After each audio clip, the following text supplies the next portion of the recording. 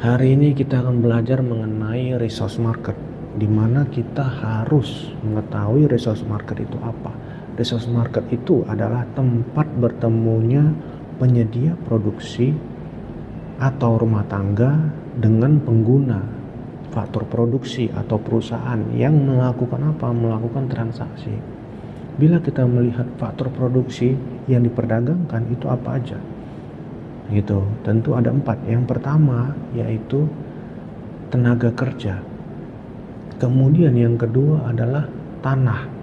Dan juga yang ketiga adalah modal.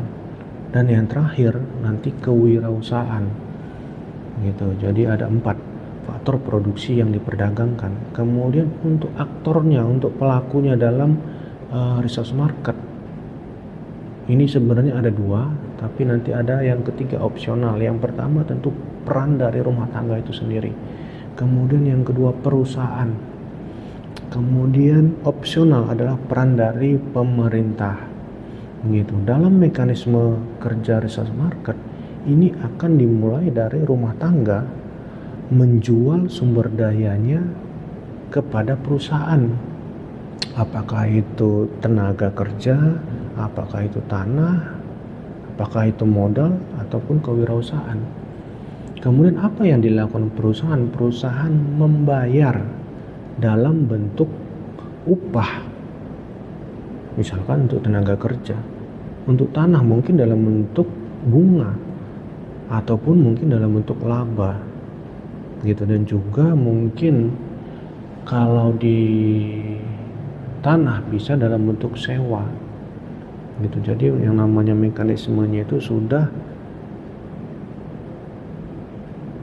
bergabung atau sudah sejalan gitu.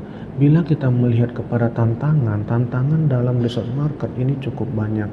Yang pertama tentu pengangguran ini akan menjadi tantangan besar dalam proses resource market, mulai dari dia rumah tangga kepada perusahaan. Karena semakin besar tingkat pengangguran tentu akan berhubungan dengan tingkat tenaga kerja. Kemudian terjadi ketimpangan upah. Ini juga akan menjadi salah satu masalah. Begitu.